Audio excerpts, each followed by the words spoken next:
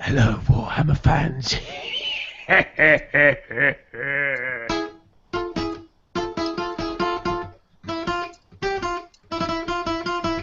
It's the Andy and Remington Steel Show on a Tuesday night. It's the Andy and Remington Steel Show for your home delight.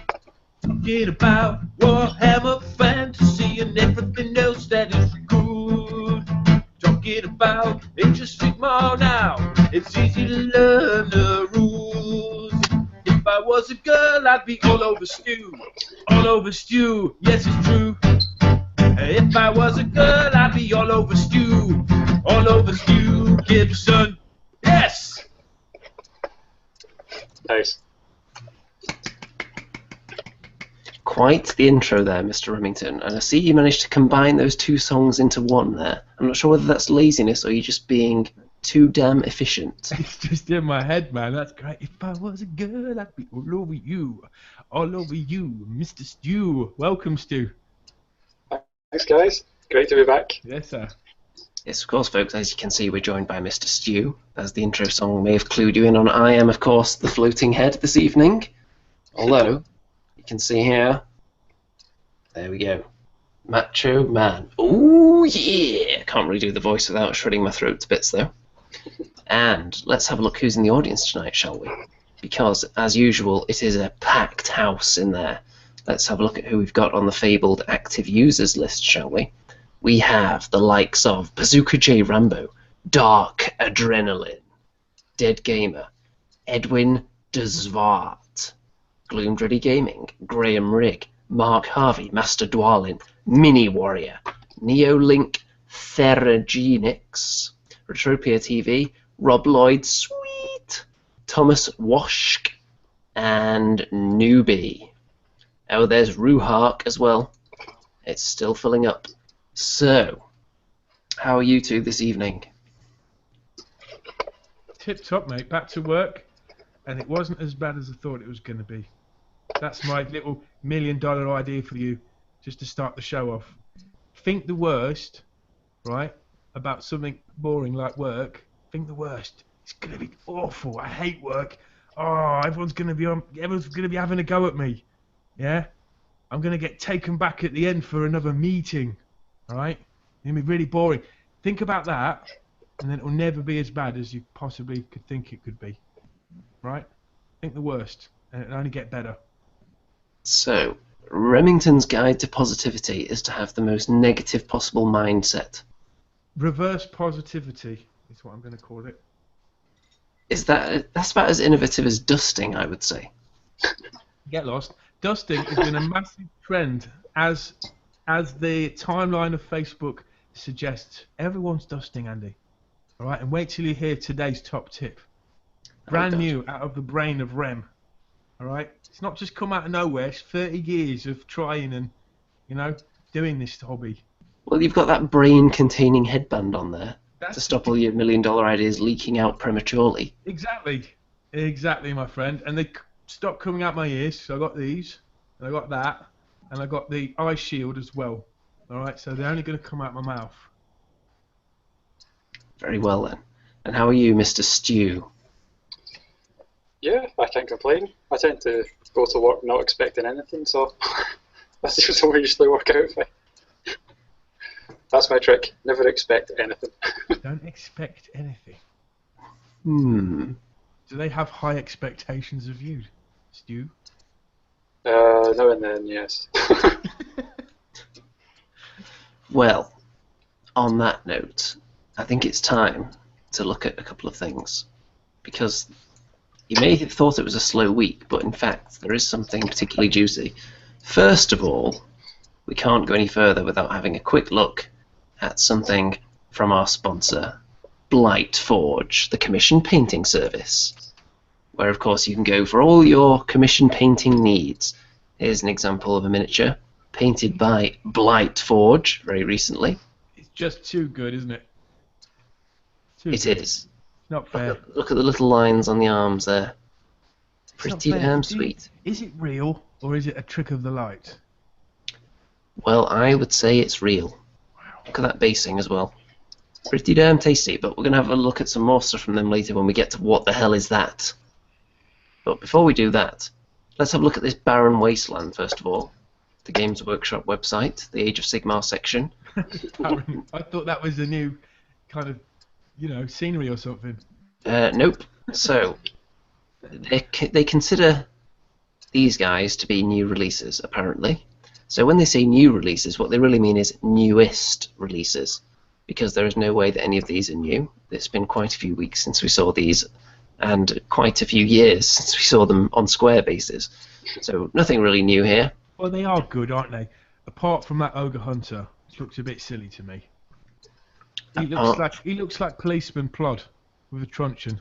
This guy here. Yeah. Well, let's have a 360, shall we?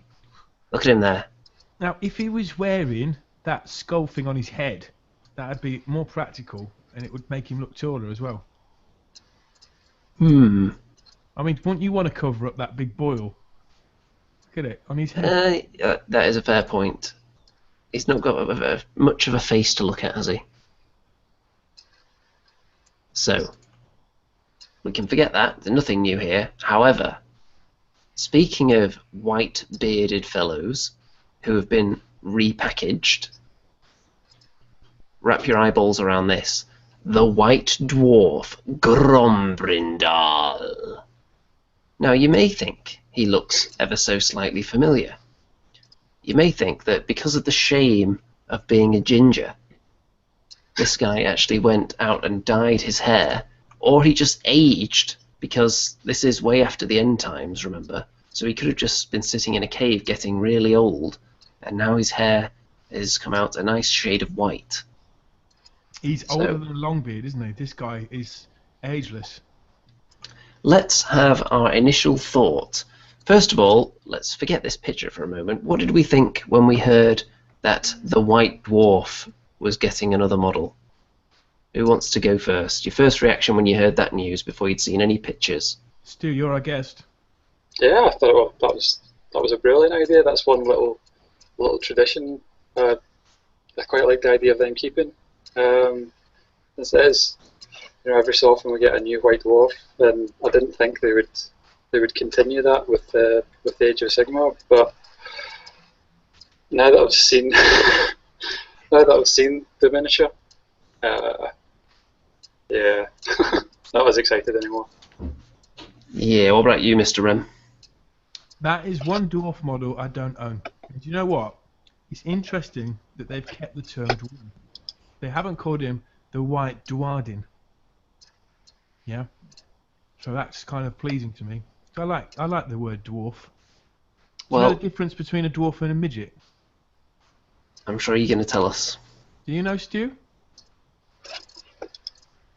I would hate to hazard a guess. Go on. Is it a number of inches, perhaps? No, it's the size of the head. A dwarf has a larger head than a midget. There you go. What about a pygmy? You're an expert on them. Aren't factored in that, although they should be. I wonder if there's a white dwarf equivalent of a pygmy. Now, I did look this up a while ago, but I can't remember. There is a certain criteria to be considered a pygmy. The white pygmy? He'd be a halfling. Really? Imagine if halfling wandered into Lustria, came across a group of pygmies, and they worshipped him as the ancient white pygmy. He'd love it, wouldn't he? Just be feasting all day. And then they decide to eat him because they're hungry. It'd be even better. It writes itself, doesn't it? Sorry, just another £1 million scenario there. What can I say? I'm trying to keep them in, Stu. Right? I'd love to live in your head for a day, Ren. Just at GWHQ, you know that old Rhino tank they've got outside? Yeah. That is actually full of biros, because scrolling down all these ideas that you come out with is just constantly running their pens dry. Hey, listen, we're recording history. It's there for people to take, and I give it freely. Yeah, White Dwarf, I think it's cool. Wait till you see the rules; they're even better. Well, when I first heard that there was a White Dwarf model a brewing, I thought, well, that's excellent news. I own 3 White Dwarf models already that aren't painted yet. One of them's sitting right here on my table, actually. Let's have a look. Here we go. There he is without his axe. which is somewhere else. But I painted that skin quite a while ago. What's that? Is that an old White Dwarf? Yes. And the one from the 80s? This is the, I think this is the second White Dwarf they did. Wow. I've got the first one as well. What does the first one look like? The first one is very, very small, and he's kind of resting his arm on his axe. It's the White Dwarf that you used to see in the corner of all the really old magazines, and he looks a lot like the Hero Quest dwarf. Now I think I've got a White Dwarf. Is it the pirate one? I've got a pirate one with a piratey dwarf on a round base with a treasure chest. There is a pirate one. This new one is definitely a little less piratey, certainly, as the saying goes. And there was another one that was like an aviator. Oh yeah, the pilot. Yeah, I like that one. Trying to get my hands on that for years. There was a film director. There was kind of a. There was the one I liked was the. It was like kind of Van Helsing type. The Vampire Hunter. Yeah. I like that. I like that. But the actual vampire looked really cheesy. Yeah, it was like a sort of stereotype vampire rather than. Yeah, White Dwarf to me it was just like 25th anniversary Games Workshop, or they're changing the magazine format, so here's the White Dwarf to celebrate. But we've never had a White Dwarf actual character with stats and stuff till now, right?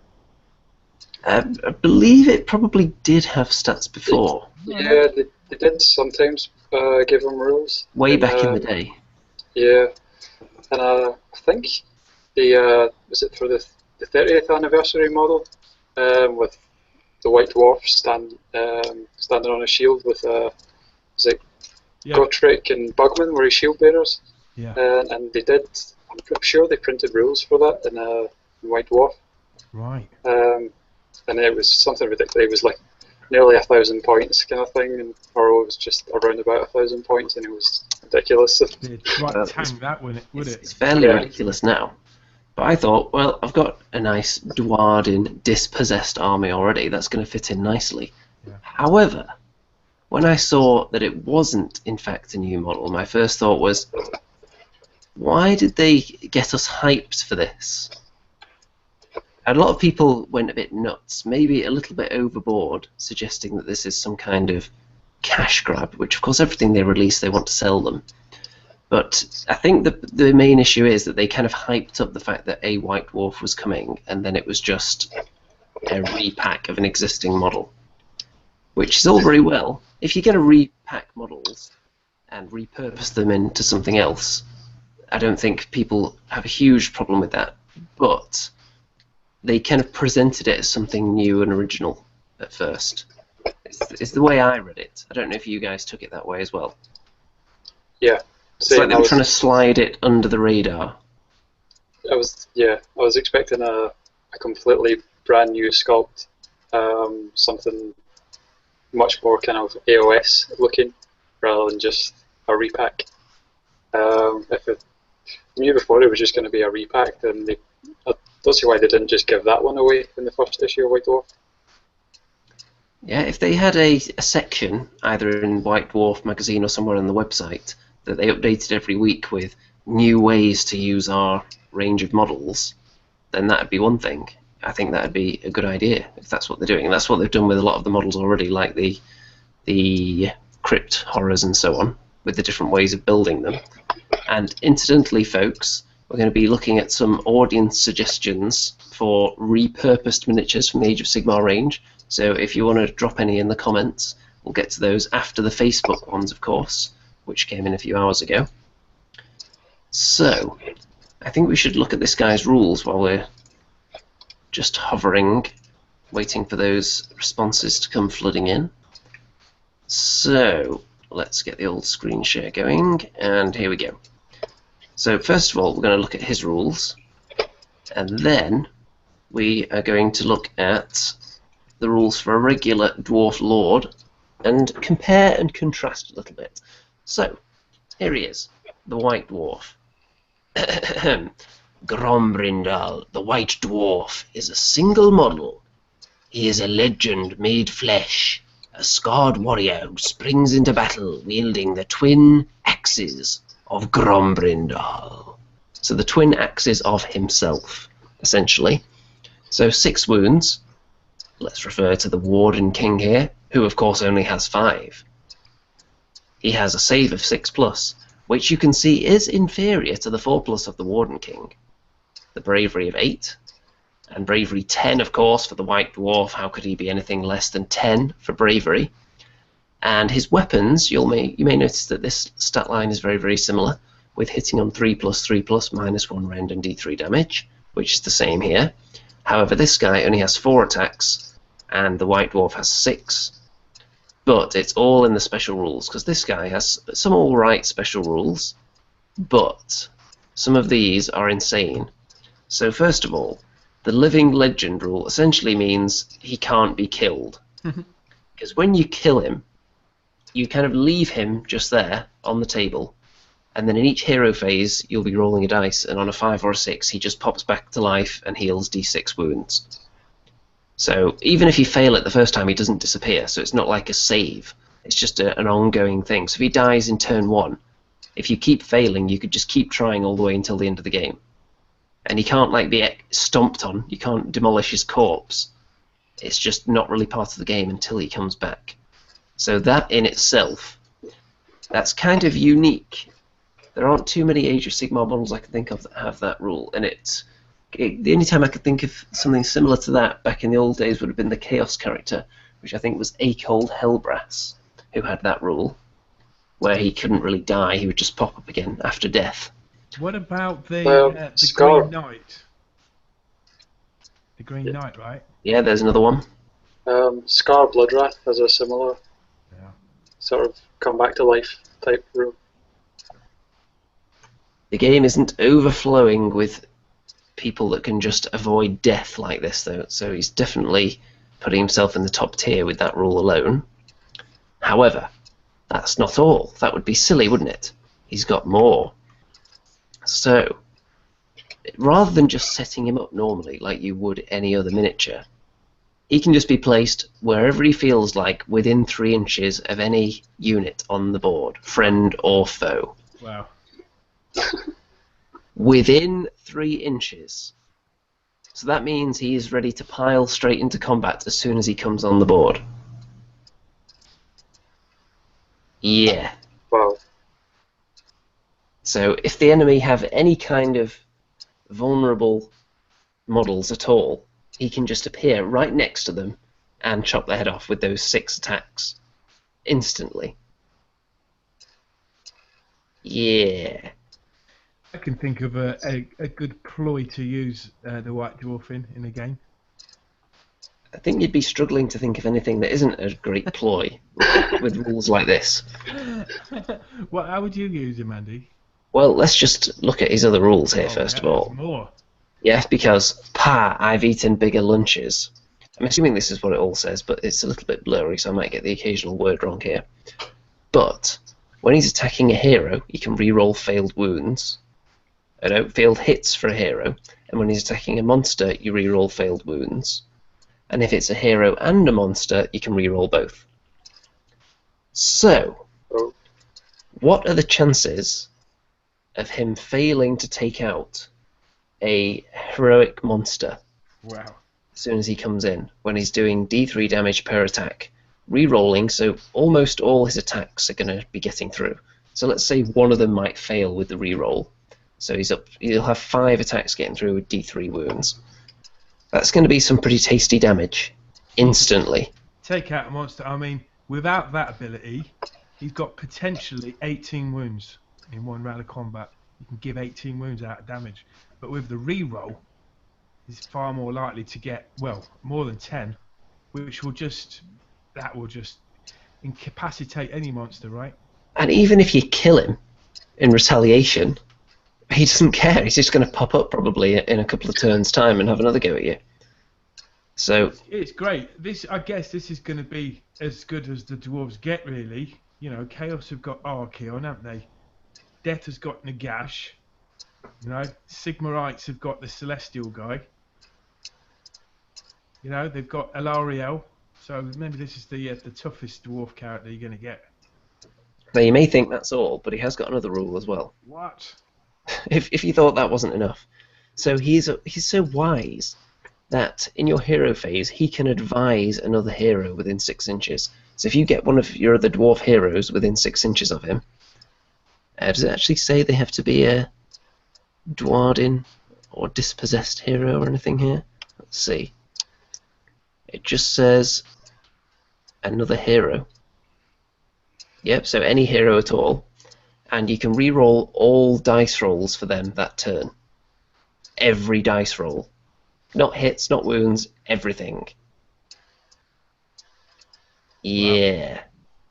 Amazing. You just kind of need this one figure in your army, and he'll be winning your games, right? I mean, Wait. Actually, wait a second here. For the rest of the phase, you can re-roll any dice rolls you make for that hero. Re-roll any dice rolls. Wow. For that phase, though, so in the hero phase, so you can re-roll dice in the hero phase. Is that all? That would be odd, because if you think about the kind of abilities that dwarves have, they're not going to be casting spells in the hero phase. So that's a bit of a strange one then. It must mean turn. I don't know. Well, I would plonk this guy on an objective. I ain't going to move him, even if you kill him. I mean, knowing me, if I roll the Remington dice, if he gets killed, I'm bound to roll a 1. Well, you don't want to be rolling that Remington dice too much. Yeah. Let's see. Apparently he doesn't have points right now, according to the chat. Mini Warrior says he's minus 500 points. I think that's a lie, Mini Warrior. How many points do you reckon he'll be? What do you think, Stu? I think he's going to be the high hundreds, definitely. Yeah, I'd say he's got to be 7, 8, 600, maybe? I think. Nah, come on, 250. No way. 250, come on. No I'm way. going 600. I think I'd go 700. How many points is Archeon? Ooh. Is he like more than 500? 9, I think. 900? I'll check. I might be misremembering that.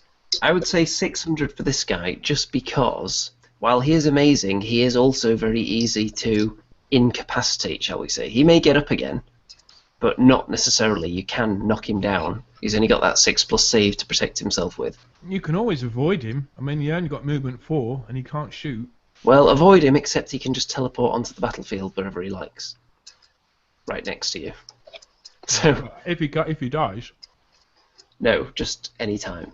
What? Instead of deploying. That's ridiculous. Come on. It is ridiculous, isn't it? Kind of crazy, man. Although James McPherson says he's for narrative only, bet ya. So that would suggest he wouldn't get any points at all, which is possible. Can you briefly go back to the picture of him again? I certainly can. Right, now, listen, if you were the most famous dwarf in history, right, through the ages you've seen castles, domains, dominions rise and fall, and all you've got to show for those thousands of years is a loincloth and 2 axes. Now, that's not all he's got to show for it, though. He's also got his renown. His name echoes throughout the lands. Well, that's all very well, but he's got to have a place to sleep at night, hasn't he? Still got to pay his taxes. He could sleep on his own beard. He got to pay like the rest of us have to. He's not Ireland, tax-free, tax dodging. You know, he's got to be. You know, if I was him, I'd be bedecked in jewels and, you know, all sorts of things. I'd be carrying around a TV with me and guitars and everything. Well, maybe they're saving that for the next actual White Dwarf sculpt. And this is just to keep us going until they get the Remington Rockstar version of it. Let's find out. Archeon is 700 points. Well, there you go. I think he's got to be less than Arcane. Bro, yeah, I think you might be right. It's Nagash that's 900. Mini Warrior says he doesn't pay taxes. I would say the White Dwarf probably doesn't. If he can just teleport wherever he likes, then it's safe to say he's going to be able to dodge any potential tax that he owes. Newbie thinks that he is a looter. You heard it here first. I don't know about that. Well, he did kind of loot someone else's body here, didn't he? So I suppose there is some... What do you guys think of the white hair look? I suppose they don't have just for men in Age of Sigmar. He's let himself go a bit, hasn't he? I don't think it looks that great on this model. Yeah, it looks really weird on that model, but I don't know if that's just because we've seen it for years with red hair. And we are looking at it on a white background as well, which might not help.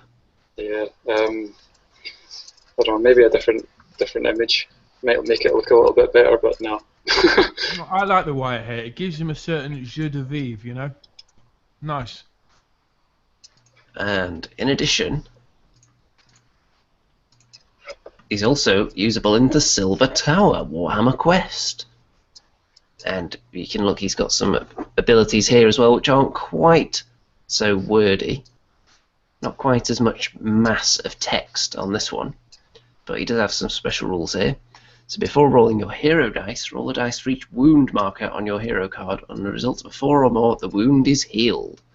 So it kind of replicates the rule from the Age of Sigmar War Scroll, which is that he's very difficult to keep dead. And Wise Counsel again. Immediately after he gains any amount of renown, pick another hero in the same chamber, and that hero gains renown as well. So that's nice for anyone that knows their Silver Tower rules. That can be quite a big deal. Unrelenting and Bladeborn. I'm not sure what they mean right now. If you slay an adversary with 5 or more vigor, gain 3 renown. Renown is a big deal, by the way, for anyone who's wondering. That's amazing. It is, and his weapons here, axe swing 1+. So he can always do that, and that hits on a 3+, does 1 damage, and then twin strike, which he needs a 4+ to use, but that hits on a 2+ and does 2 damage. So he's a bit of a beast in Silver Tower as well, looking at that. Okay, so that's all we're going to look at from the old White Dwarf for now. But this does lead on to a wider topic of repurposing miniatures. Now, in the current range of Age of Sigmar or Warhammer Fantasy models, what do you think could be repurposed into something else?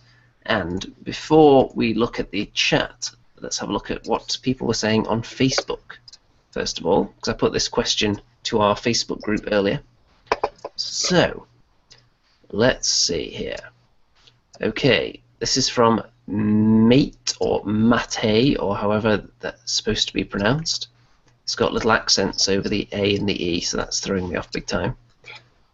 If you take the Dragon Slayer, leave the red hair colour, paint or make an eye patch and nose chain, you have Gotrek Gurnison. Yeah, not that difficult, but that does require conversion work, so I'm not sure whether that counts as repurposing. We're looking for something GW could just do with an existing model, launch it straight out there with new packaging, calling it something else, and fool the masses. Let's see, what else do we have here? This is from Jessica. We have Urian Rakarth, the version holding the cube, equals Chaos Sorcerer. Now, I'm not entirely sure what that model is, so you know what, right now I'm going to Google it. Live Google searching. And yeah, I can see that. I'm just going to grab an image of that and stick that on the old screen share page here. And let's show that to the audience, shall we? So, there we go. Wow, what's that? It's a Dark Elder miniature, isn't it? Yeah, I believe it is 40k related, yes. Oh, that's mega. So, using that as a Chaos Sorcerer, that sounds like a pretty reasonable idea to me. Mm-hmm. Okay, let's go to the next one. Another very similar suggestion is Fabius Bile, who is also 40k Chaos as a Chaos Sorcerer. A lot of the Chaos stuff is kind of interchangeable between the systems, because it's even the 40k stuff The armour isn't necessarily that futuristic looking because it's all crusty and nurgly in a lot of cases. There's one here from Jeff Bayer. Skaven slaves are garbage. So paint them black and grey fur and you've got Night Runners. Sadly, Night Runners are way overpriced in Age of Sigmar, so use them as gutter runners. There you go, repurposing some Skaven there. We have suggestions about more 40k models to be used as Stormcast, which I'm not going to dignify with a response because we don't want that kind of talk around here. There is, of course, not a single similarity between the Space Marine and the Stormcast Eternal, other than the fact that they took pride of place for various periods of time outside Games Workshop headquarters. Then, here's one that I've seen a lot. This one's been done many times. Iron Breakers and Iron Drakes as 40k squats. Yeah. I've seen a lot of people doing that.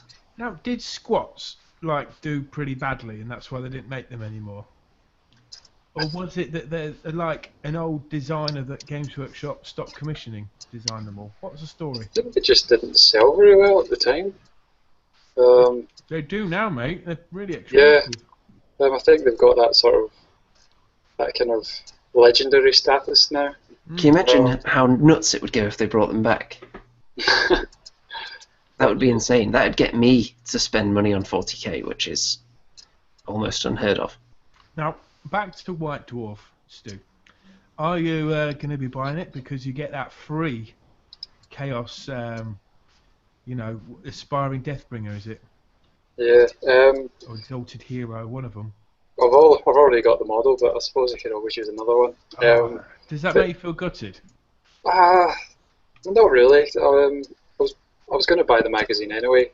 How much is it? $5? Oh, I'm not sure actually. $5 or $5.50 or something like that. Games Workshop. I always think of a price in my head. It's always double it. It's always like a third more than what I thought. Yeah. So, probably about £8. I was planning on buying the magazine anyway, just to give it a go and see if it is anything like the old days, the glory days of White Dwarf, and then if it is even a shred of what it used to be, then I'll maybe think more about subscribing. Well, we're going to be talking at great length about the new White Dwarf next week because Mr. Remington and I are hoping to pick up our own copies this week. It's officially released on Friday, but I know people who pre-ordered or took out the big subscriptions have already got their copies. Mm-hmm. But of course, you have to wait for the people whose opinions you respect to get copies of it and tell you what they think of it. Now, in a percentage, how much of it do you think is going to be Age of Sigmar? How much is going to be 40k? And how much is going to be The Hobbit? I reckon they'll probably do their best to keep 40k and AOS even. I say that's, if I had to guess, right now I'd probably say 45 and 45% because The Hobbit's just not. Okay. I think The Hobbit will get maybe a page. Yeah. Maybe scrap The Hobbit. Maybe it's going to be those board games, isn't there? There's going to be Silver Tower and. Forge World maybe might have a page. That'd be great if it did. Yeah. But if it's going by sales, then it might be it might be 75% 40k, which just turned me off instantly. I'm not sure that they don't want to turn off the AOS players now that they've done so much to cultivate that area of the business. So is there enough? Is there enough to have just White Dwarf being just for Age of Sigmar? Can we just do that? I think that's a bit of a pipe dream you've got there, Mr. Remington. I can't see that one happening. Yeah, but White Dwarf is a fantasy thing, isn't it? It's not 40k. 40k is more like Star Trek. Have a different magazine for them. You know what they could do? They could introduce a "What the hell is that?" segment into White Dwarf. So great, man. I'd love to do that. They're really tight, though, aren't they? They won't pay me for it. I might do it for free, probably. They probably wouldn't even pay you if they had Remington's rumour mill in White Dwarf, to be honest. That'd be so great. I'm there for you guys. And look, I've upgraded. I've got a microphone. Do you know what I mean? I'm making more of an effort these days. So, could this be the face of White Dwarf? I'm better looking than Duncan. Right? Yeah. And I could bring a bit more je ne sais quoi to your magazine. By the way, some of the audience are saying that your audio is pretty low, Mr. Rem. So maybe you should be closer to your microphone, even though we can actually see it right there, right next to your face. How's that? Yes. That's probably better. I can actually hear myself now, which is nice. Right, there is another comment that just popped up on the Facebook for a repurposed model from Jeremy. Repurposed model idea. Repurpose the old Chaos Dwarf Ranger's new classic Chaos Dwarves, and this could extend to Dogs of War and other classic models and armies set for limited release. Now, if they put a limited release out for Dogs of War or classic Chaos Dwarves or anything like that, they would immediately fly off the shelves like hotcakes, wouldn't they? Yeah, definitely. Especially the Dogs of War. I love those models. I wish I hadn't sold my Slayer Pirates. Oh, they were cool. I've still got a couple of boxes that same. I sold a few as well, and I wish I kind of immediately regretted it. Sold for a woefully low price on eBay, a lot of my old stuff. Dogs of War in particular. Speaking of eBay, Mr. Rem, how did your eBay sales go? Oh, okay. Well, you all want specifics, don't you? Come on. I'm not going to be one of those guys that just keeps all in mystery. Well, put it this way: I made an amateurish error when I put up the High Elf Dragon Masters box because I put free postage. And how much does it weigh? No, it's not so. It's not so. I didn't think that someone in Denmark would buy it. I thought it would be like, yeah, UK, and then maybe like if it's Australia, then we'll arrange something. But no, £10 to send it. So I think I sold it for 45 quid. I was hoping for more. I thought I might get like £100 for it, but yeah, whatever. Look, it was in the bottom of a drawer somewhere for 30 years. If I loved it that much, you know, I would have used it. It was a spindly thing. I think I got a good deal out of it, you know. What about the others? Well, the Halfling first edition Blood Bowl team actually did the best. You know, when that was still really low, I thought, I might put a cheeky bid in on that because I could just list them all separately and probably make some money out of that. Including the Tree Man, which on its own would probably go for quite a bit. So I actually put a cheeky bid on when it was quite low, but it was immediately outbid, and it got too pricey for me very fast. Yeah, did all right with that. Those halflings are very small though. They're like half the size of some of the other halflings I've got, so they kind of didn't really fit in my army. Then like I even sold the Dark Elf stickers. That was good. You know, so fair play. And I sold the individual models I was selling. I sold a few dwarves. I've got a bunch more stuff. Might do it, but you know, it's actually quite a lot of hassle packaging them all up. Yeah, it's a nightmare.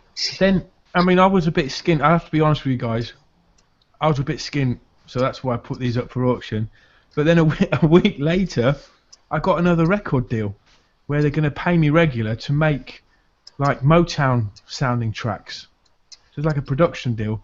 And I was like, just sat there one evening, banged out 3, recorded it, sound brilliant, bam, 750 quid. So for less effort, I made 7 times the money than all that, you know, posting and packaging. You didn't have to post those to Denmark, did you? Yeah, to Denmark. I was like, wrap it in bubble. Some of these geeks, I tell you, they're all like, "Come on, money back. You didn't post. You didn't wrap the metal miniature right in toilet tissue and about 10 wraps of sellotape." Do you know what I mean? So it's a metal miniature. What's going to happen to it? Anyway. Well, bubble wrap.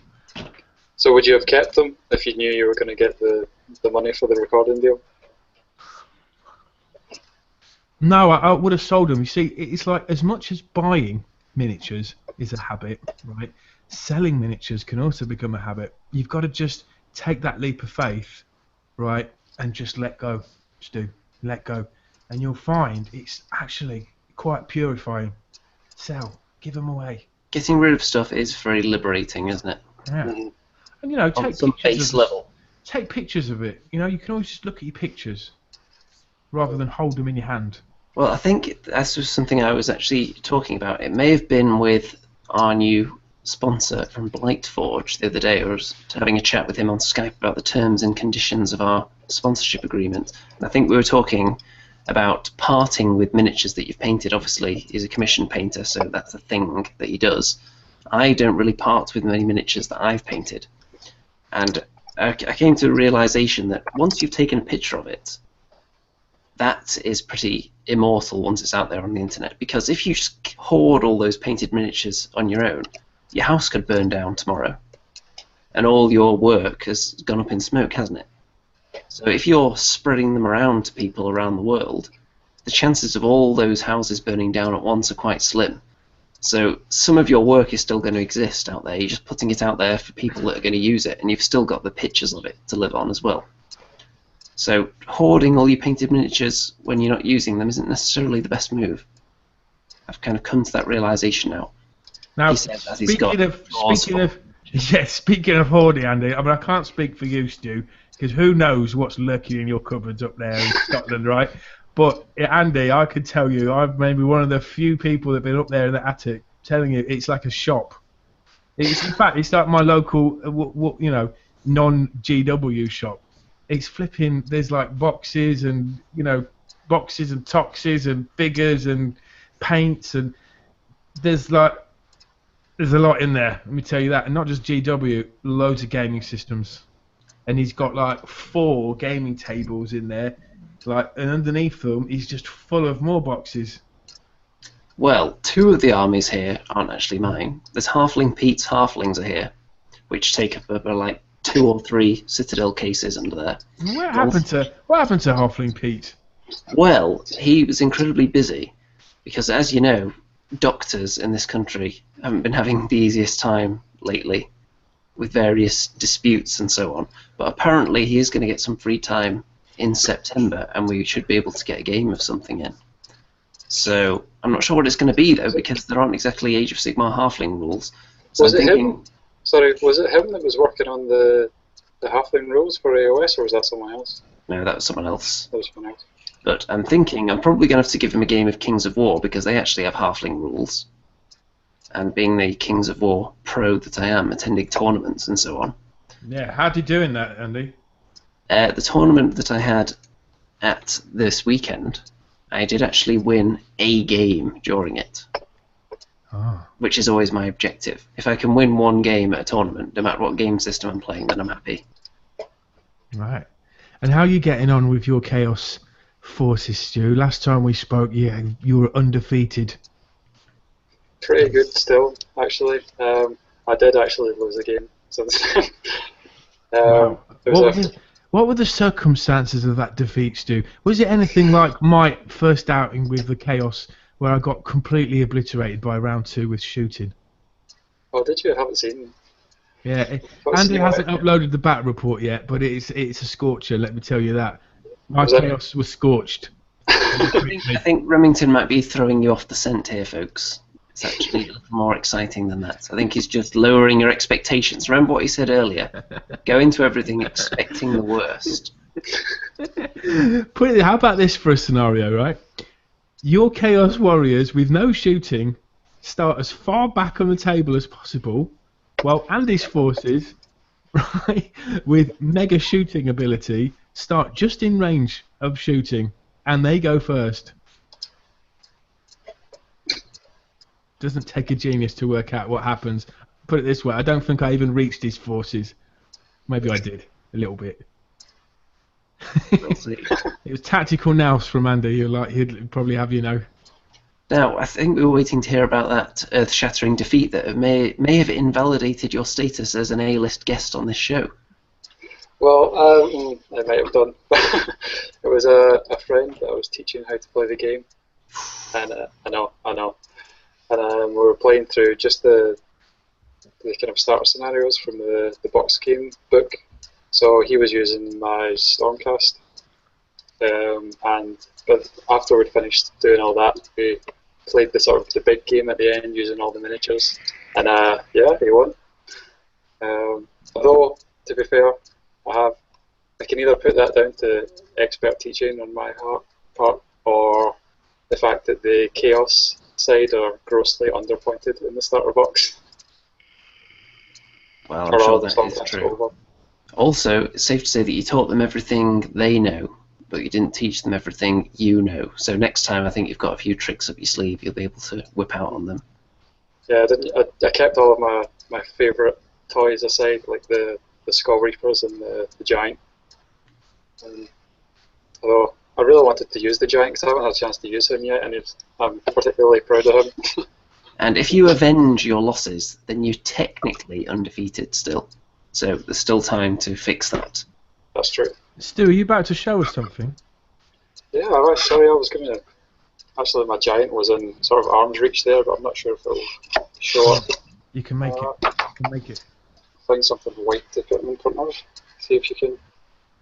Wow. Ooh, that is an interesting belly he's got there, isn't it? Yeah. And I've replaced his hand with an axe blade. As you do. Yeah, as you do.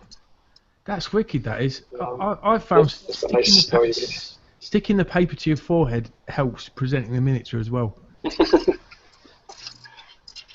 Yeah, we did actually pledge that every time we get a new patron, that Remington will stick something to his forehead live on the show, but we didn't have any new ones this week, so nothing being stuck on Remington right now. Now, we have had quite a few comments, suggestions for repurposing miniatures, and some of them I'm not going to touch with a 10-foot Age of Sigmar poll because they're 40k related. There's one here about Space Marines from Auric Lovegod, which I'm going to rush straight over. Mini Warrior suggests Space Marines as Judicators. We don't abide this kind of talk on the Andy and Rem show, folks. You should know this by now. Not acceptable at all. Are there any suggestions here that don't involve Space Marines? I'm scrolling up and down. There's a few about my dress sense, which is just unbelievable. I wonder what you geeks are wearing out there, eh? Not as trendy as what us on this colour-coordinated show are wearing. You got Andy in orange, you got Mr. Gibson in the black and white classic look, and you got Remington with the throwback Rambo / Leroy from Fame look. We're like a wargaming boy band, aren't we? Yeah. Now, Stu, I can't get my head round how you could have lost. Don't you, in your chaotic pocket of tricks, don't you possess, like, the Varangard? I have, but I've not actually painted them yet. They're still sitting in... There you go, mate. They're still sitting in the box, but I was sticking with the Bloodbound. The exclusively Bloodbound list. Wow, I don't know. You're a better man than me. I don't know how people can just even stand to play that army. I spent like 4 weeks solidly painting that lot, and it was just a massive disappointment. But my tiny brain can't handle all these like synchronized things where you've got. That's what you've got to do. You need more heroes. You need to get in your slaughter priests, your blood secretors, and remember all your special rules and your buffs. And well, you see, on that note, Stu, when Gore Chosen comes out, I'll be getting 4 heroes to add to my little force. Same, actually. I've ordered that box just for the heroes and to convert some of them as well. I planned on the Exalted Deathbringer, the one with the giant axe and the sort of claw hand. Yeah. I've already got the newer version of the Exalted Deathbringer, so I was planning on getting that guy from Gore Chosen, cutting away his axe and replacing it with the Blood Secretor standard. Yeah. And doubling them up for another one, because those guys are always... This Gore Chosen looks like a lot of fun, and there's a really nice review of it by Ben Curry on YouTube you can watch, because he got an advanced copy. Don't know how he gets that, and I don't. What can I do? Maybe it's the headband. Maybe it's too cool. Just tone it down, be like Duncan. To get over the shocking disappointment of that, Mr. Remington, do you think we should head into your favourite portion of the show? So, love this bit. folks, what the hell is that has been quite difficult in recent weeks. This week, potentially no exception. So, as Mr. Remington plays the intro song for What the Hell Is That, let's have a look at a couple of other miniatures from our wonderful sponsors at Blight Forge. Before we go on to look at what the hell is that for this week. Take it away, Mr. Music. Oh, sorry. Here we go. What? Look at that miniature. That is freaking awesome. What the hell is that? What the hell is that? What the hell is that? What the hell is that? What the hell is that? What the hell is that? Only Andy and Remington know. Here we go.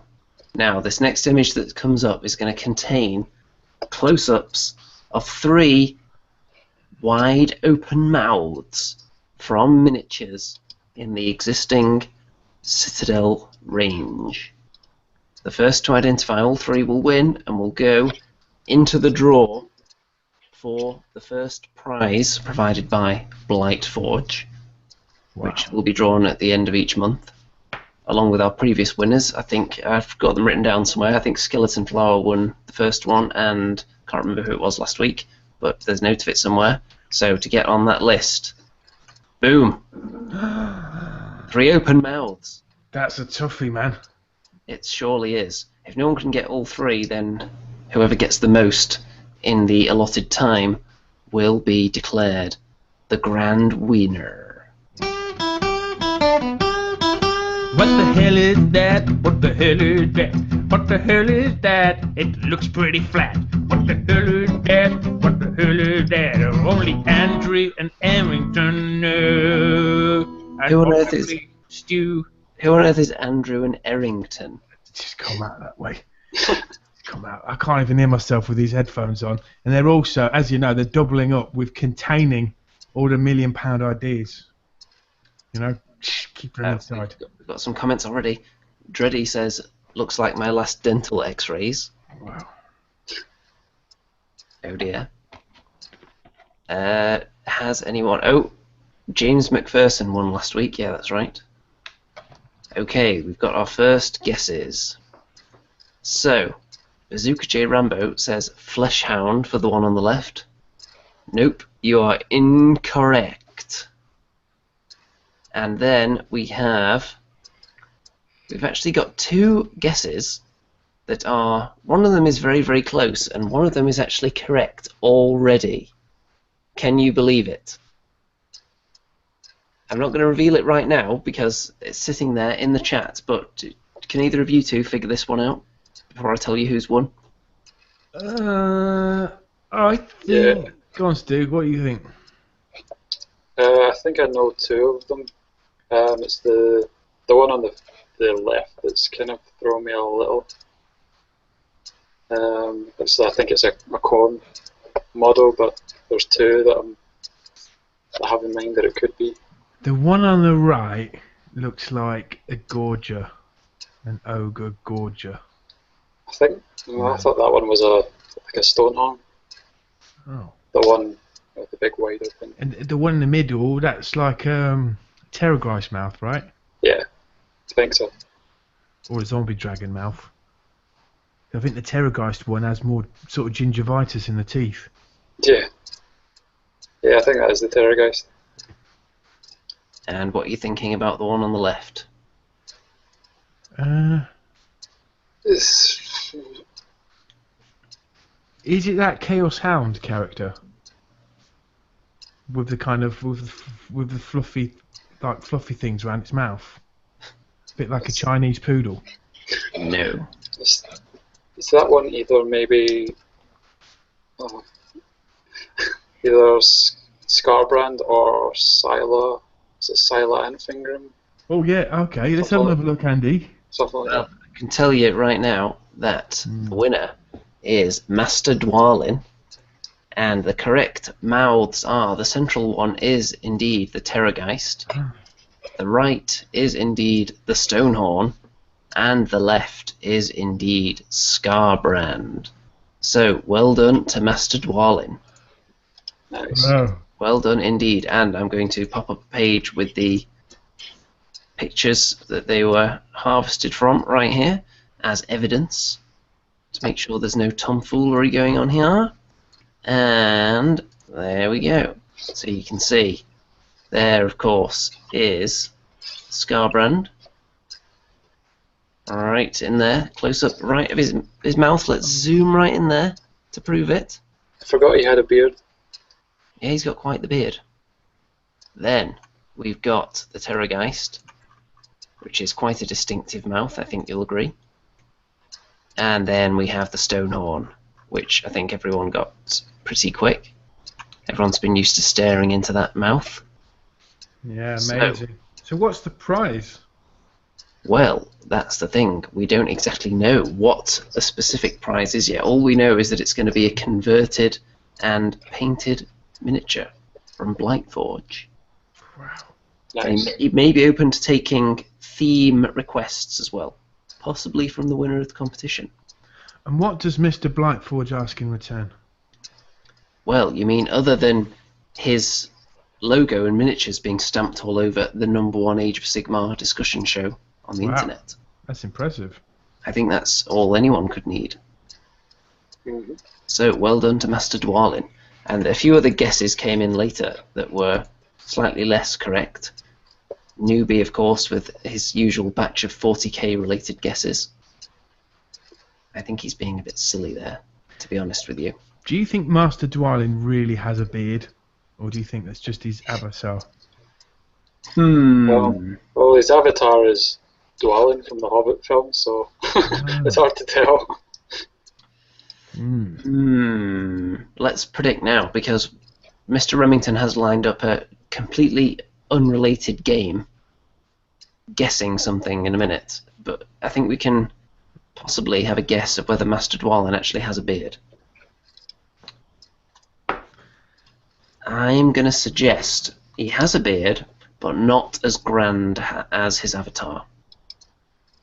I think he has a goatee with a pigtail in the middle. Do you? I will go handlebar moustache. And a moustache. Now, speaking of you know, profiles, just when we were starting this show, right, another $1 million idea came into the head of my dear self, and in a moment of clarity, in a moment of charity, I decided to let the world know that today's $1 million idea is this: Warhammer top trumps. Blam. Now, don't be saying, they've done that before, because I don't think they have.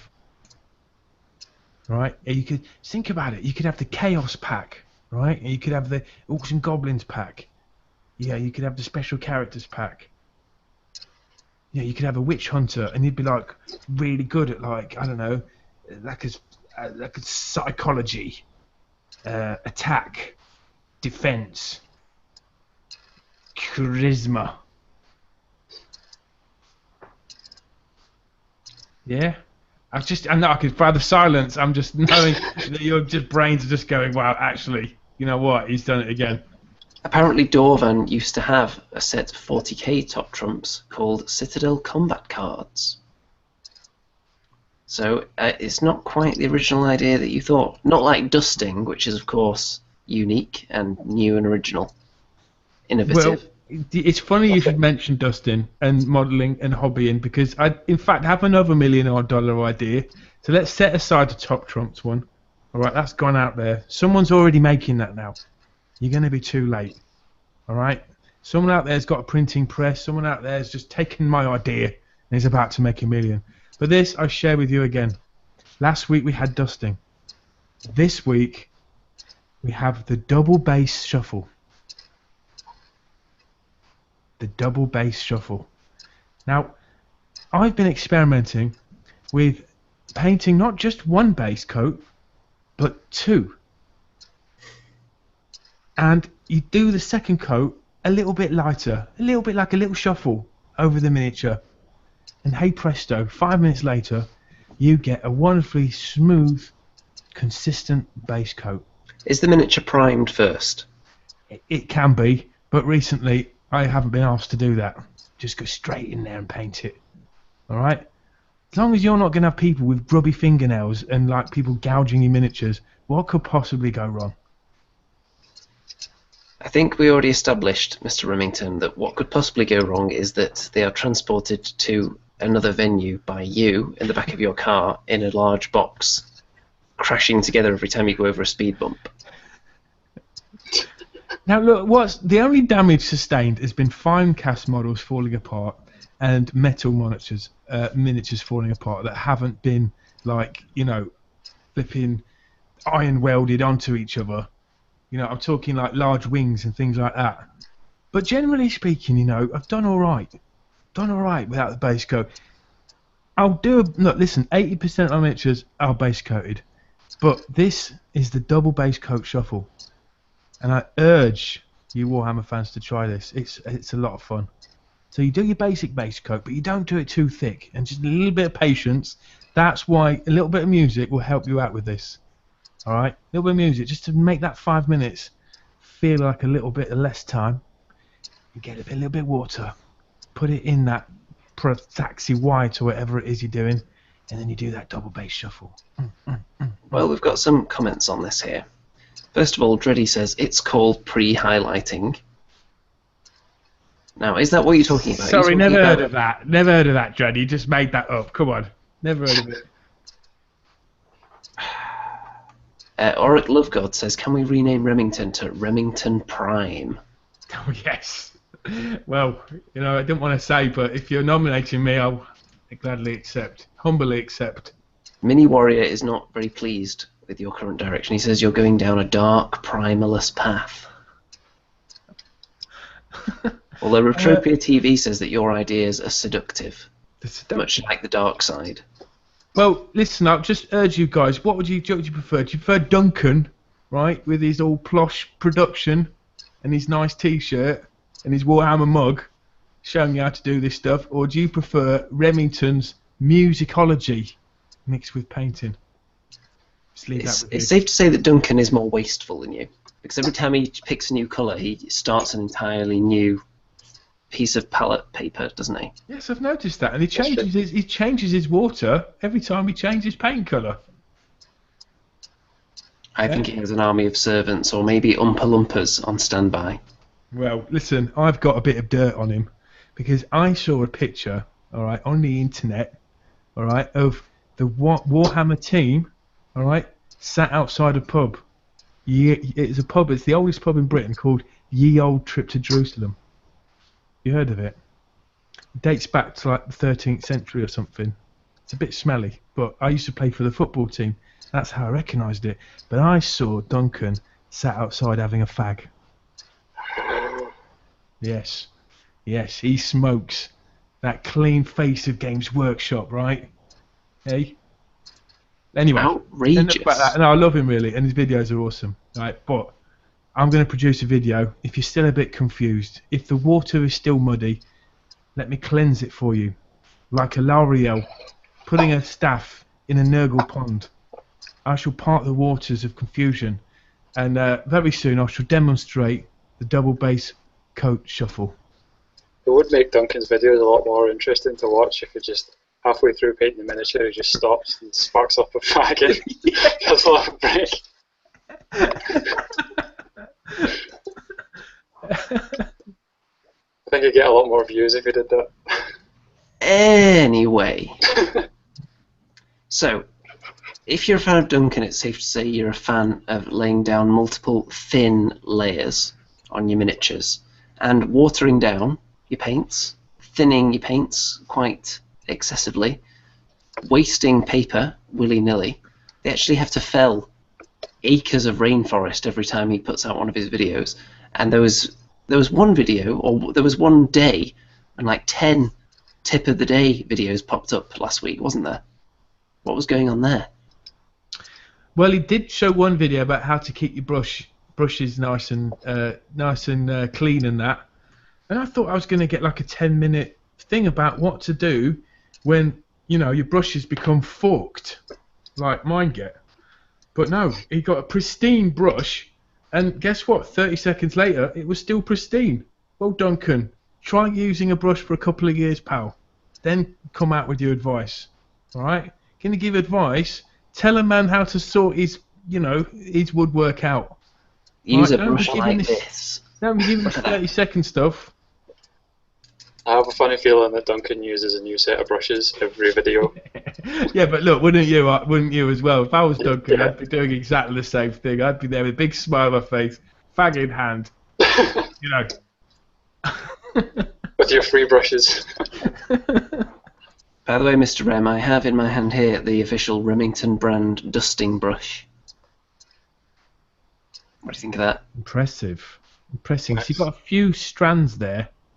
Now, I would There's recommend a few danglers there. Now, would you pluck them out? Or would you cut them off with a pair of scissors? Or just leave it? Well, if it's only used for dusting, I would personally just leave them there. Because something like this, you're not going to be using it for precision dusting, are you? It's quite a substantial beast, this brush. I've heard, made from pure Remington facial hair. Is that true? Well, as you can see, my hair is pure chaos, Abaddon black. It's not. Yeah, but this has had a lot of paint through it. It's been discoloured. Well, I suppose I could donate stuff if you really want to. Donate a little prize of my hair.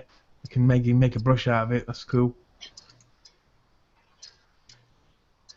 Does anyone else have fork brush problems, or is it just me? It's always on the detail brushes, just when you're trying to do those little eyeballs, and then, or you either fork or you got your paintbrush, and there's one hair that sticks out longer than all the others. Yeah. So annoying. I get that a lot. There are actually ways you can fix that. There are products you can use on your brush that will remove the excess paint from the base, which will kind of prevent the forkage from going on. Is it Burt's Bees? Is that the product? It's like this hand cream in a tin. Someone told me Burt's Bees. I nearly bought some from Boots yesterday. I have actually started using this brush soap here, What? which I'm keeping in just a little bit of plastic here. That's for brushes, or it's just like? Yes. Where'd you get Special that? brush soap. That's just from eBay. It was only about £5. Does it work? Well, I don't know yet because I'm not sure if it's going to prolong the life of my brushes since I've only had it a few days. Well, it looks like it's used, Andy. I think you've been mugged off there, pal. I have been using it, and it seems to be working so far. I'll let you know if any of the brushes that I'm giving the treatment become ruined in Right. record time. I've seen you'll your know it paint works. jobs. I've seen your paint jobs. I won't hold my breath on that. I'm actually thinking, Mr. Remington, you could do a video teaching people how to fix their brushes when they've started kind of doing this. And you could call it Get the Fork Out. What do you think? Fork out. That's good. Well, according to Duncan, the reason why that happens is because paint goes too near the base of the brush, dries, and then starts decaying the kind of strands, or like pulls them apart. So I've been trying to I put them under a little bit of hot water and then try and gouge the paint out with my fingernails, and that hasn't worked too well. But if you've got any suggestions, I'm open to them. I've tried putting it in my mouth and twisting it around to get a nice tip, and that works just for a few seconds, and then it just forks out again. But I haven't tried these special artificer brushes, which is like about 15 quid. Now maybe they don't do it. I've started using a couple of the newish or newer GW brushes, and they're treating me quite well at the moment. For example, this brush, which is used for kind of base coating, it's got a nice, decent point on it, and using that soap on it, it does stiffen up a little bit until you get some water on it. That's kind of cool.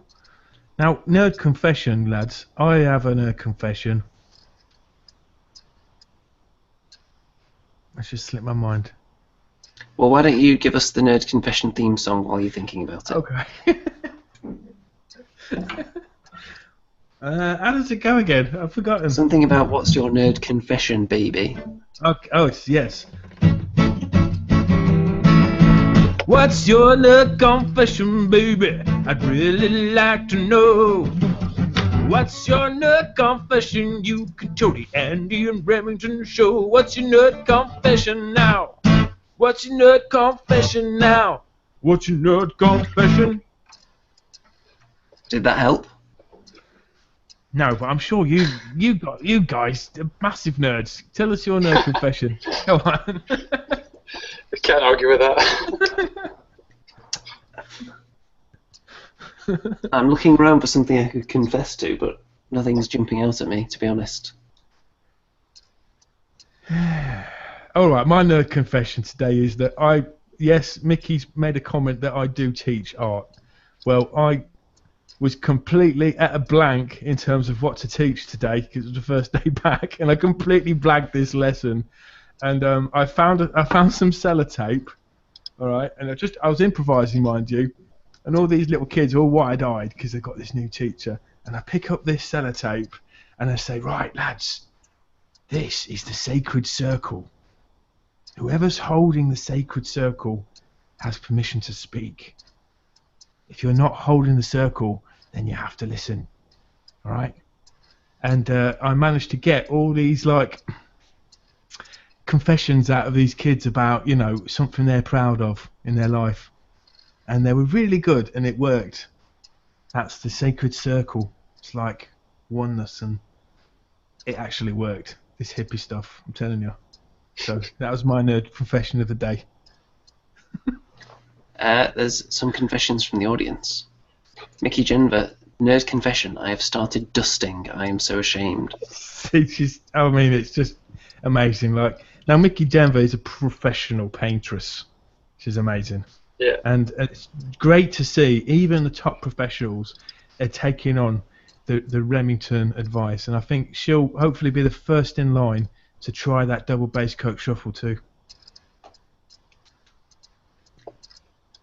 Well, there are a couple of other confessions here as well, actually.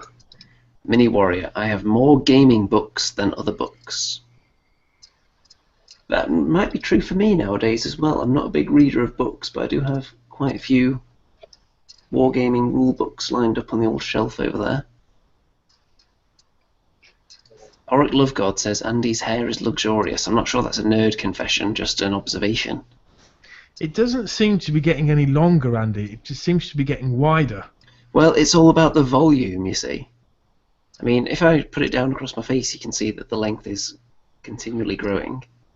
Look at Now, that. if I was you, Andy, a little bit of advice just for you. Have you ever tried putting curls in it? No. I would recommend you do that. I think it would be amazing. Just like a proper, you know, frizzy. I think it's already luxurious enough as nature intended. I don't think I need to bring any artificial soul glow aid. look. No. It's quite luxurious, isn't it? Oh well. What about you, Stu? What's your nerd confession, eh? I think I do have one actually. Living rather just outside Glasgow, there's quite a lot of frequently past quite a lot of broken bus shelters where, you know, kids have smashed the glass and you know, it always breaks into those little tiny cubes. Well, I was walking past one day and I decided I was doing some snow bases at the time, and I decided that those little cubes might make quite a little good blocks of ice. That's impressive, Stu. So when no one was around, I waited at the bus stop as if I was just waiting for a bus. But when no one was looking, I kind of sneaked down and grabbed a handful of those little cubes of glass and stuck them in my pocket and went home. That's an impressive covert nerd mission right there. Yeah. Is that part 2 of the confession, and part 1 is that you actually put a brick through that bus stop in the first place? No, of course not. But maybe if I'd went back to the bus shelter and the window had already been fixed, I might have considered bricking it myself because no one would really know why. So. I mean, I admire you, Stu. You're rejuvenating the city of Glasgow there, regenerating it. I'm just repurposing old material, aren't I? I think you should do a video. I think you should do a video, Stu. How to use everyday objects in your hobbying. It did actually work quite well because once I put on the smaller cubes, once I put a few drops of super glue onto the top of them, it makes it kind of mist up, and it does look like ice. Do you know what? You just reminded me of my nerd confession. Does anyone like super glue a miniature, right, and then paint it, and then the paintbrush catches the super glue and gets completely ruined? Yes, everyone's done that at least once. Nightmare. Yeah. You just can't wait for it to dry. You just want to get on and paint it. Sometimes you can get away with it, but not often. Yeah, you kind of have to tear the dry bit off the brush, and then it just becomes forked and frayed. Because your first instinct when you get something on your brush is, oh, I'll just dunk it in water, that'll help. But no, water is actually like a super glue activator. It just speeds up the whole process. It just dries it instantly. Yeah, so if there's any salvaging to be done, it has to be done pre-water application. Definitely. We've actually got some nerd confessions from the audience here before we look at our pictures to close out the show. One from Retropia TV. I've never painted an army the colours I planned on when buying, and end up painting them in schemes I would never have dreamed of doing them in. Has either of you ever done that? Started painting an army and then kind of realised, actually, this looks terrible, let's change to a totally different scheme. Or accidentally stumble across a colour scheme.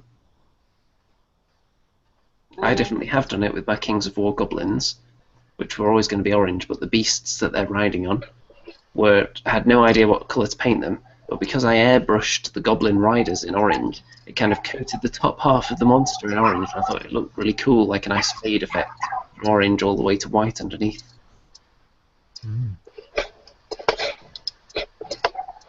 We've got confession from Sean Blake. I only started Age of Sigmar because competitive magic got boring. Who would have thought?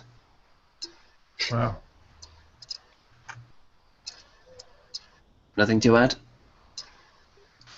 I didn't know you could play Magic competitively. Right, we're going straight into this then. Wow. This is the What People Have Been Up To section of the show, starting off with, of course, Mr. Remington. Yes. So is this finished now? Yeah, I've got to redo the base. I used the wrong texture paint. Some of the crackles have fallen off, haven't they? Now, I'm supposed to use the, what's it called? The White Mountain Morning Snow texture paint, or whatever it is. I'll do that, and then I put loads of like ink washes over the top, and that's how to get like a cheap silver tower base. Looks real cosmic. And then I forgot how to do it when I did this Zinchi Priesty guy. But yeah, I remember now. If you also look at the Kyric Acolyte on the right, I've tested doing the GW style colour base there. Don't know what I think about it. Was there any dusting used on these miniatures?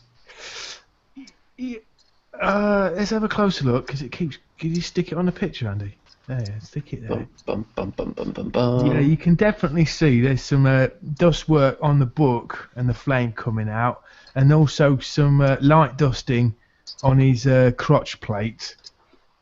But yeah, I'm pretty happy with that. I've got that nice little watery effect on the eye, on the staff, which is pretty cool. But the big dusting success was that Minotaur thing at the back. That just looked great. The Ogroid Thaumaturge. Yeah, and if you look at that Kyric Acolyte on the right of that, just move that along. I'm well impressed with that, even if I do say so myself. Not quite as good as Rene Tremblay's one. If you follow his work, he posts stuff on our Facebook page. He's amazing. Yeah, how does it feel to not even be the best Rem at painting? Very good, very good. Well, yeah. These were harvested from the Andy and Rem Show Facebook group. This is from Jordan Syrat, his Stormcast Eternals, and I like the kind of minimalist snow effect that's going on here. Not too much snow, and plenty of skulls. You can't go wrong with that, can you? I think they're great. I just think there should be a little bit of a rule change. They should have a -2 to hit when they're shooting those bows, because it's just completely impractical to wear a full suit of armour and try and draw a bow. Come on. That sounds like a man who's been on the receiving end. Well, you'll have to wait for the battle report and see, won't you? I'm just saying, ridiculous. Next, this is from Jeff Bayer. Now, he did say that dusting was used heavily on this miniature, so I think, Mr. Rem, you're going to be a big fan of it, regardless, aren't you? You can straight away tell that it's just got that classic feel. And he's managed to achieve that through multi-layers of dust. Looks fantastic. Wall-to-wall dust. Very different from dry brushing, I think you'll agree. Very, very different indeed. Then, from Sam Jones, this one's actually a work in progress, but what I like is the kind of smoothness of the metal. It's in some spots it's hard to tell where one colour becomes the next on the metallics, isn't it? Yeah, he's very dashing, isn't he? It's a very, very good start on that miniature. You can tell there's a bit more to do.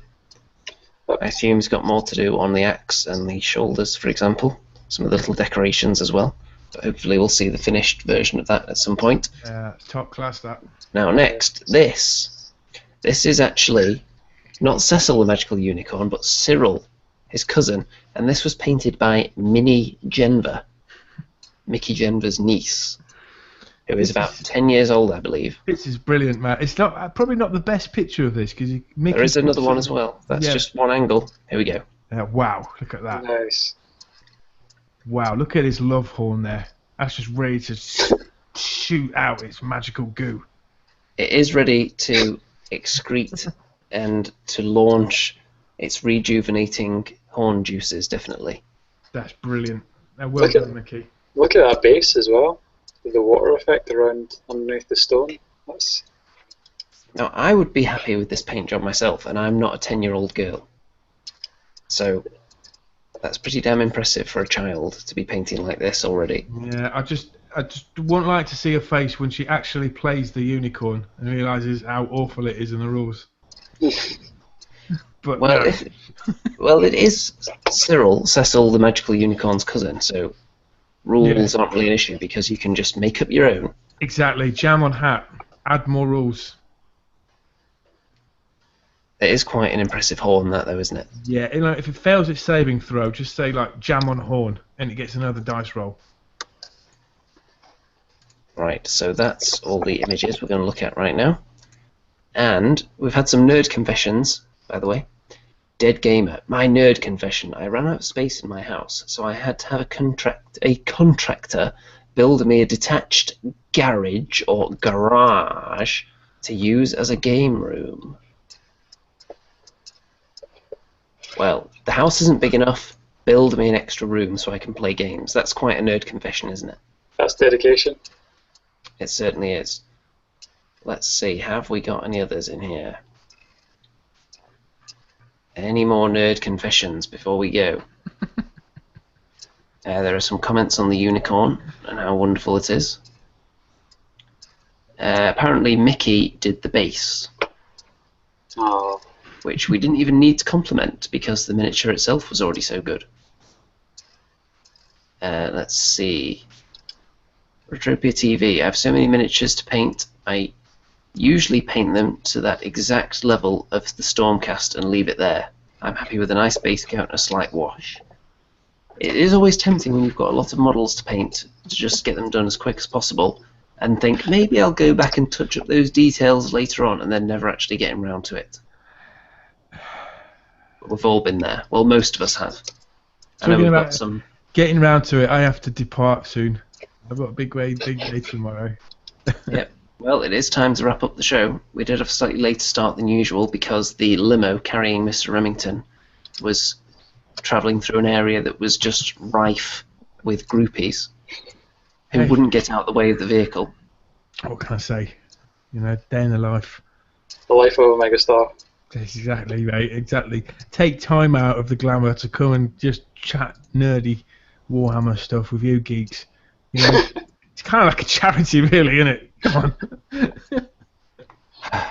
Well, Mr. Remington, are you prepared to do a bit more giving for the charity with our beautiful outro song as we stare at this not at all photoshopped image that we got together and posed for earlier?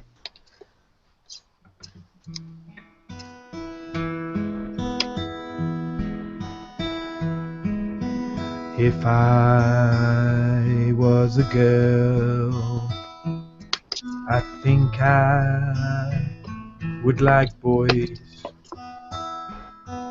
If I was a girl, I think I'd paint miniature toys, and they'd be colourful, and I'd do double base coat, a double base coat shuffle on my toys. And finally I would remember to dust that goddamn model, because it will look better in the end. That's dusting my friend, dusting my friend, dusting my friend, dusting my friend, yeah. Always dust your friends.